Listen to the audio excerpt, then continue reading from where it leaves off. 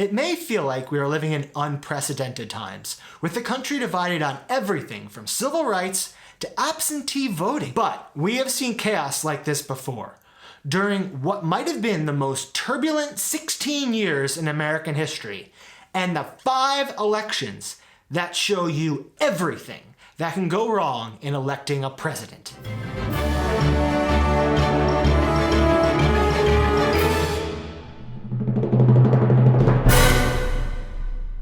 By the election of 1860, on the heels of the Supreme Court basically legalizing slavery in the Dred Scott decision, America was a mess. The 8 previous presidents had served 1 term or less. At this time, the Republicans were for civil rights and not fans of slavery, and nominated Abraham Lincoln to run for president, who won the popular vote and swept the North, with the exception of New Jersey. The Democrats split their vote into northern supporters of Senator Stephen Douglas and the very pro-slavery supporters of Vice President John Breckinridge, who took the entirety of the southern electoral votes. Also, a third party arose, which avoided the slavery issue altogether, the Constitutional Union Party, which selected Senator John Bell of Tennessee, whose middle-of-the-road position won him the middle of the country. Weeks after the election, South Carolina voted to secede from the United States.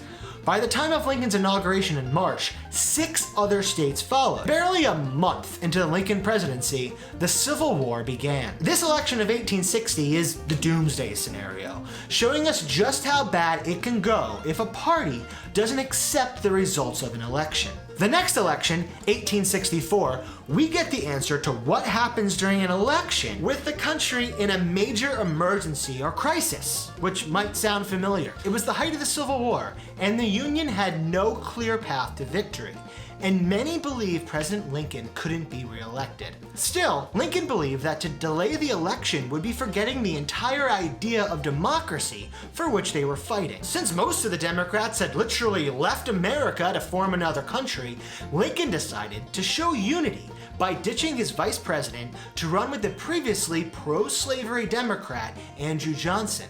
They ran on the platform of "Don't change horses, middle of the stream." The remaining Democrats ran military leader George McClellan and stuck to a platform of simply wanting the South to rejoin the Union. And slavery, They launched what was easily the most racist political campaign in American history. And I say this recording in October 2020. I won't even repeat this stuff that these Democrats put out. Let's just say it was very racist. What is worth repeating though, is as most of the voters were off at war, Union states passed new laws allowing voting from afar, establishing absentee voting, which the Democrats tried to stop because the Union soldiers were loyal to their commander-in-chief. Lincoln would win in a landslide, boosted by some major victories in the war. McClellan took only a handful of states, including New Jersey. New Jersey, the South of the North. Now we all know the fate of Abraham Lincoln. Johnson barely hung on after replacing him. He was impeached. And being damaged goods, the Democrats wouldn't even run him for re-election in 1868. Now, imagine that, a party abandoning a corrupt president who got impeached. Johnson was followed as president by Republican Union General Ulysses S. Grant, who was a great general, but maybe not so great of a president. By his re-election bid in 1872, things would get messy, and we get the answer to the question of what happens when a candidate gets sick and dies. Quick note asterisk, this is also the election with the first woman to run for president, suffragette Victoria Woodhull, and her running mate was Frederick Douglass. The anti-Grant Republicans rallied behind the liberal Republican Horace Greeley, a journalist, imagine that, a journalist, and founder of the New York Tribune, who in 1854 also helped found the Republican Party itself, and may have actually named it. He was quite ahead of his time, too, endlessly promoting socialism, vegetarianism, feminism, and expanding the country. He actually popularized the slogan, "Go West, young man." He also was a staunch abolitionist and had pushed Lincoln to end slavery before most were even talking about it. So with all of that, the Democrats supported Greeley because A, he wasn't Grant, and B, he thought the Civil War made slavery a done issue and was for the removal of the federal troops in the South. Now, you need to know that by this time, the Republicans holding the government for nearly a decade after the Civil War and keeping troops in the South, aiding Reconstruction and fair voting, had led to 2,000 African Americans holding public office in the South, from the local level all the way up to the US Senate. Grant's Republicans dragged Greeley through the mud in a fake news-packed campaign, accusing him of everything from treason to supporting the KKK. Political cartoonist Thomas Nast called him Horrors Greeley.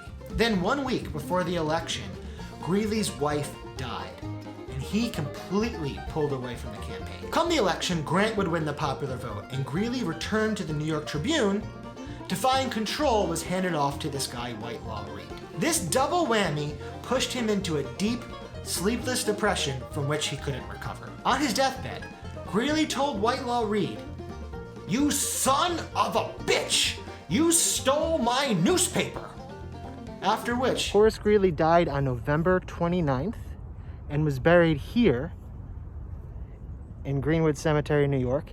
His funeral was attended by 3 governors and his rival, Ulysses S. Grant.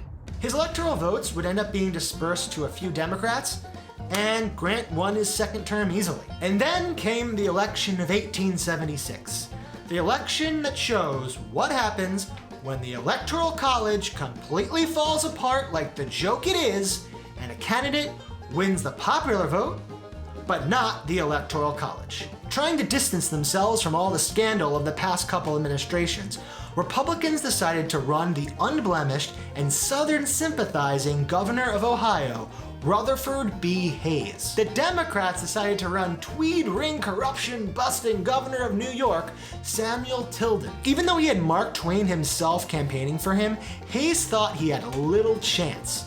And he was right. Tilden got 250,000 more popular votes.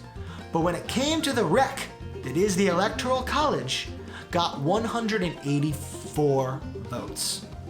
One shy of winning. It was revealed that due to mass voter intimidation of African American voters, 3 states, Louisiana, South Carolina, and of course, Florida, were in dispute along with their 19 electoral votes, and both candidates decided to declare victory. Now, you might know that in an Electoral College tie, the matter goes to the House of Representatives.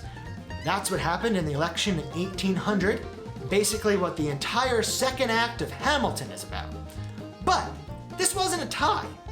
There was no precedent. The Electoral College had utterly failed to function, and there were actually fears of another civil war. So the 2 parties agreed to a bipartisan commission, 7 people from each party and an independent Supreme Court Justice David Davis, who was unexpectedly plucked from the commission to serve in the US Senate and replaced by Supreme Court Justice Joseph Bradley, who was a die-hard Republican. When this happened, the Democrats flipped out, but in a secret backroom meeting agreed to allow Hayes to be given all the contested electoral votes if he agreed to pull out all the federal troops in the South. This was music to the Democrats' ears, and they agreed. And on March 3rd, 1877, to avoid fueling any more resentment, Hayes secretly took the oath of office in the Red Room of the White House. This is one of 5 elections in US history where the person with the most votes did not win the presidency, along with, of course, 2016. With unfettered control of the South,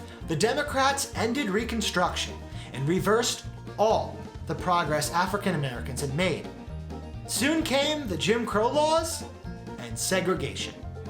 It would set back civil rights by generations, and in many ways, our country is still dealing with the fallout of what would be known as the Compromise of 1877. You may think that our country is torn apart now, but we have survived more divided, challenging, and flat-out garbage times.